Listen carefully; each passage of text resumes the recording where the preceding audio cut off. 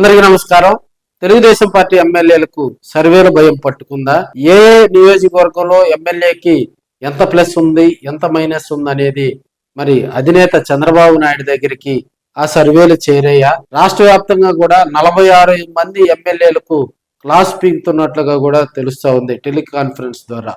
వారికి అక్కడ ఆయా నియోజకవర్గాల్లో కూడా వాళ్ళ పనితీరు బాగలేదనేటువంటి విమర్శలు వెల్లువెత్తిన నేపథ్యంలో ఇప్పటికే పార్టీ ఆదేశాల మేరకు వారికి నోటీసులు కూడా జారీ చేయమని చంద్రబాబు నాయుడు గారు హుకుం జారీ చేసినట్టు తెలుస్తా ఉంది. ఉమ్మడి ప్రకాశంలో కూడా 12 నియోజకవర్గాలు ఉన్నాయి. దీంట్లో 2024 ఎన్నికలో 2 నియోజకవర్గం అంటే దర్శి కాన్స్టిట్యున్సీ, ఎర్రగొండపాలెం కాన్స్టిట్యున్సీ, ఈ 2 నియోజకవర్గాల్లో వైసీపీ గెలిచింది. దర్శి కాన్స్టిట్యున్సీకి లోకల్ గా కూడా గొట్టిపాటి లక్ష్మి గారు అక్కడ తెలుగుదేశం పార్టీ ఇన్ఛార్జిగా ఉన్నారు. ఎర్రగొండపాలెనికి సంబంధించి ఎరిక్షన్ బాబు గారు అక్కడ తెలుగుదేశం పార్టీ ఇన్ఛార్జిగా కొనసాగుతూ ఉన్నారు. ఓవరాల్ గా చూసుకుంటే 12 కాన్స్టిట్యున్సీలో 2 ఇన్ఛార్జీలు ఉన్నారు. 10 మంది ఎమ్మెల్యేలుగా కూడా మొన్న 2024లో మరి తెలుగుదేశం పార్టీ కైవసం చేసుకుంది. ఒకసారి మనం పశ్చిమ ప్రాంతం మీద కూడా అధినేత దృష్టి పెట్టినట్టు తెలుస్తా ఉంది. పశ్చిమ ప్రాంతంలో తెలుగుదేశం పార్టీని మరింతగా బలోపేతం చేయాలని జిల్లా అధ్యక్ష పదవి కూడా పశ్చిమ ప్రాంతం ఎమ్మెల్యే అయినటువంటి కనిగిరి ఎమ్మెల్యే డాక్టర్ ముక్కు ఉగ్ర నరసింహారెడ్డికి మరి ఆ పదవి కట్టబెట్టడం జరిగింది. ఒక రెడ్డి సామాజిక వర్గానికి చెందినటువంటి వ్యక్తికి గనక మరి అధ్యక్ష పదవి ఇస్తే రాబోయే రోజుల్లో మరింతగా కూడా పార్టీ కొంత బలోపేతం అవుతుందని మరి అధినేత ఆశపడి మరి కనిగిరి ఎమ్మెల్యే ఉగ్ర నరసింహారెడ్డి గారికి ఆయనకు ఆ పదవి కేటాయించడం జరిగింది. అదేవిధంగా పశ్చిమలో ఉన్నటువంటి మనము అంటే ఇప్పుడు మేబీ మార్కాపురం జిల్లా ఇంకా ఏర్పాటు కాలేదు కాబట్టి మనకి ఉమ్మడి ప్రకాశం జిల్లాలో కనుక చూసుకున్నట్లయితే మనకి పశ్చిమాన దర్శి, ఎర్రగొండపాలెం, మార్కాపురం, కనిగిరి, గిద్దలూరు ఈ కాన్స్టిట్యున్సీల్లో ఈ 5 కాన్స్టిట్యున్సీల్లో కూడా మరి 2 చోట్ల తెలుగుదేశం పార్టీకి ఎదురు దెబ్బ తగులుతుందని మనం తెలియజేసుకోవచ్చు. ఇప్పుడు ఉన్నటువంటి పరిస్థితుల్లో కూడా పశ్చిమ ప్రాంతం వైపు తెలుగుదేశం పార్టీ అధిష్టానం కూడా దృష్టి పెట్టినట్టు తెలుస్తోంది. ప్రధానంగా కూడా పశ్చిమ ప్రాంతంలో ఉన్నటువంటి ఎమ్మెల్యేలపై మరి వారు ప్రత్యేకమైనటువంటి దృష్టి పెట్టినట్టు తెలుస్తా ఉంది. ఆయా నియోజకవర్గాల్లో తెలుగుదేశం పార్టీని బలోపేతం చేసే విధంగా కార్యాచరణ కూడా రూపొందిస్తున్నట్టు మనకు తెలుస్తా ఉంది. అదేవిధంగా మనకి సంతనూతలపాడు కాన్స్టిట్యున్సీ కానీ, ఒంగోలు కాన్స్టిట్యున్సీ కానీ, కొండేపి కాన్స్టిట్యున్సీ కానీ, అదేవిధంగా మనకి కందుకూరు కాన్స్టిట్యున్సీ కూడా ఉమ్మడి ప్రకాశం జిల్లా పరిధిలో ఉన్నాయి కాబట్టి గతంలో మనకి చీరాల కాన్స్టిట్యున్సీ కూడా ఉండేది.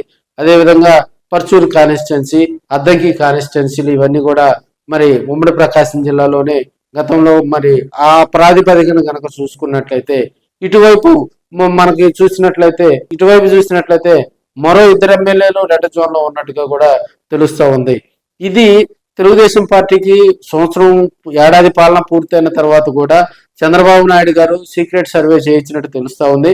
అదేవిధంగా లోకేష్ టీం ఆధ్వర్యంలో కూడా సర్వేకి సంబంధించి ప్రధానంగా కూడా మరి ప్రతి నెల పెన్షన్ పంపిణీలో ఎమ్మెల్యేలు పాల్గొంటున్నారా లేదా, ప్రజా దర్బారు ఏ విధంగా నిర్వహిస్తా ఉన్నారు, అదేవిధంగా మనకి ఆ ప్రజల సమస్యలు దానికి సంబంధించినటువంటి ప్రత్యేకమైనటువంటి ప్రణాళికలు ఏమన్నా రూపొందించారా, సూపర్ 6 పథకాల అమలు పనితీరు ఎలా ఉంది, ఆయా నియోజకవర్గంలో ఎమ్మెల్యే గారి మీద మరి ఎంత వ్యతిరేకత ఉంది, రాబోయే రోజుల్లో అది గతంలో కనుక మనం చూసినట్టయితే ఉమ్మడి ప్రకాశం జిల్లాలో 2 ఎమ్మెల్యేలకు మాత్రమే మరి వ్యతిరేకత ఉందనేది కూడా మరి పార్టీ అధిష్టానం నుంచే వారికి మరి చివాట్లు పెట్టినటువంటి పరిస్థితులు మనం చూస్తా ఉన్నాం. తాజాగా మరో 2 ఎమ్మెల్యేలు టోటల్ గా చూస్తే 4 ఎమ్మెల్యేలు రెడ్ జోన్ లో ఉన్నారనేది తెర వెనక కూడా తెర ముందు కూడా ప్రకాశం జిల్లా వ్యాప్తంగా వినిపిస్తున్నటువంటి అంశం. ఎప్పుడు కూడా అధికారం అనేది శాశ్వతం కాదు. సో చంద్రబాబు నాయుడు గారు ముందే పసిగట్టడం జరిగింది. ఎందుకంటే రేపు స్థానిక సంస్థల ఎన్నికలు ఉన్నాయి, సర్పంచ్ ఎలక్షన్స్ ఉన్నాయి, అదేవిధంగా ఎంపీటీసీ, జెడ్పీటీసీ ఎలక్షన్స్ ఉన్నాయి, మున్సిపల్ ఎలక్షన్స్ ఉన్నాయి.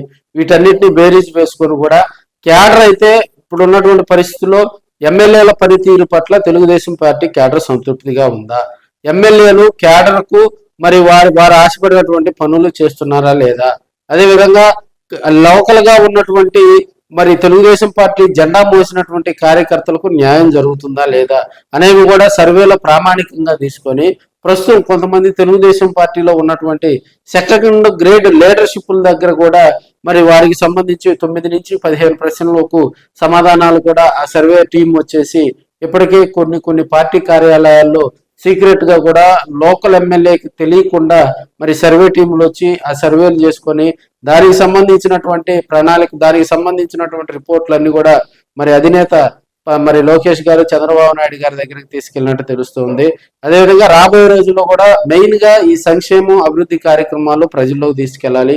ప్రజా దర్బారు, ఈ సూపర్ 6 పథకాలు ఇవన్నీ కూడా చంద్రబాబు నాయుడు గారు వీటి మీద ఫోకస్ పెట్టినట్టుంది.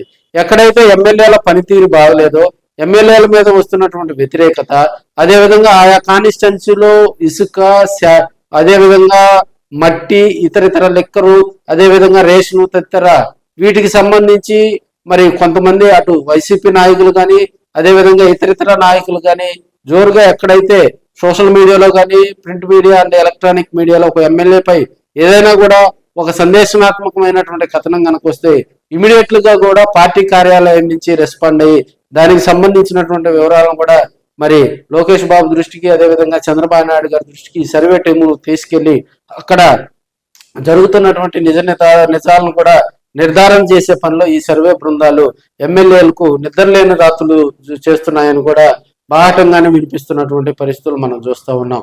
మరి రేపు జరగబోయేటువంటి మరొక 5-6 నెలల్లో కూడా స్థానిక సంస్థల ఎన్నికలు మరి మోగనున్న నేపథ్యంలో కూడా ఇప్పటికే ఈ సర్వే టీములను ఆధారంగా చేసుకొని రాబోయే రోజుల్లో అక్కడ ఎమ్మెల్యేలు కనుక వాళ్ళ పద్ధతి మార్చుకోకపోతే ఇప్పటికే మరి తెలుగుదేశం పార్టీ అధిష్టానం నుంచి కూడా ఎమ్మెల్యేలకు చురకలు అంటించినట్టుగా కూడా తెలుస్తుంది. దీనిలో పనిగా వారు కనుక పద్ధతి మార్చుకొని మళ్ళీ రాబోయే రోజుల్లో కనుక పార్టీని యాక్టివ్ చేసుకొని కార్యకర్తలతో మోటివేట్ చేసుకొని ఎక్కడా కూడా ఏమి ఇబ్బంది లేకుండా తెలుగుదేశం పార్టీ కార్యక్రమాల్లో మరింతగా కూడా దూకుడుగా వెళ్ళి వారి పనితీరు కనుక మార్చుకుంటే వారికి ఎట్లాంటి డోకా ఉండదు. ఎవరైతే పనితీరు మార్చుకోకుండా మరి ఇబ్బందులు సృష్టించి ఆ కాన్స్టిట్యున్సీలో గందరగోళాలకు కారణమవుతారో ఖచ్చితంగా కూడా ఈ నలుగురిలో కొంత మరి ఇద్దరికి మాత్రం చెక్కుపడే ఆలోచనలో కూడా ఉన్నట్టు తెలుస్తుంది. ఒకటి పశ్చిమ ప్రాంతం వైపు నుంచి, మరొకటి మరి ఇటువైపు నుంచి కూడా ఇద్దరికి మాత్రం చెక్కుపడే అవకాశాలు ఉన్నాయని కూడా దీని మీద సెంట్రల్ టీం ఇప్పటికే మరి అధినేత దృష్టికి కూడా తీసుకెళ్ళినట్టు తెలుస్తోంది. వారు కనుక పద్ధతి మార్చుకోకపోతే ఏ క్షణానైనా కూడా వారికి అధిష్టానం నుంచి కూడా గట్టిగా చివాట్లు వచ్చే కార్యక్రమాలు కూడా మరి ఇప్పటికే దాని మీద, ఎందుకంటే ఓవరాల్ గా కనుక చూసినట్లయితే 46 మంది ఎమ్మెల్యేల పనితీరు బాగలేదని ఇప్పటికే తెలుగుదేశం పార్టీ అధిష్టానం దగ్గర వారికి అంత వ్యతిరేకత రావడానికి ఆయా కాన్స్టిట్యున్సీలో కారణాలు ఏంది, అదేవిధంగా అక్కడ జరుగుతున్నటువంటి కార్యక్రమాల్లో వారు చురుగ్గా పాల్గొనకపోవటానికి, ఎందుకంటే కూటమి ప్రభుత్వం కోటి ఆశలతో కూడా అధికారంలోకి వచ్చింది. సో ప్రభుత్వం అధికారంలో ఉన్నప్పుడు మరి అక్కడ ఉన్నటువంటి కార్యక్రమాల్లో చురుగ్గా పాల్గొనాలి. మరి పార్టీ ఆదేశించినటువంటి కార్యక్రమాల్లో పాల్గొంటే రాబోయే రోజుల్లో మరింతగా కూడా రాజకీయ భవిష్యత్తు ఉంటుంది. రాబోయే రోజుల్లో రాజకీయాలు ఇంకా మారుతాయి. ఆ రాజకీయాలు ఒడిసిపట్టడంలో వీళ్ళు కనుక విఫలం అయితే మరి ఇప్పటికే చంద్రబాబు నాయుడు గారు కూడా క్యాడర్ ఏమనుకుంటుంది, క్యాడర్ ఏం ఆశిస్తుంది, జెండా మోసిన కార్యకర్త ఏమి కోరుకుంటున్నాడు తదితర విషయాలను కూడా స్ట్రాంగ్ గా పార్టీ ఆఫీస్ కు తీసుకొచ్చుకొని వాటి మీద సుదీర్ఘమైనటువంటి విశ్లేషణ చేస్తున్నట్టు మనకు తెలుస్తుంది. మరి ఇప్పుడు ఉన్నటువంటి ఎమ్మెల్యేలు ఆ డేంజర్ జోన్ లో ఉన్నటువంటి 4 ఎమ్మెల్యేలు మరి పద్ధతి మార్చుకుంటారా, లేకపోతే ఇదే కంటిన్యూ అయ్యి రాబోయే రోజుల్లో మరి బయటికి వెళ్తారా అనేది కూడా చూద్దాం మరి.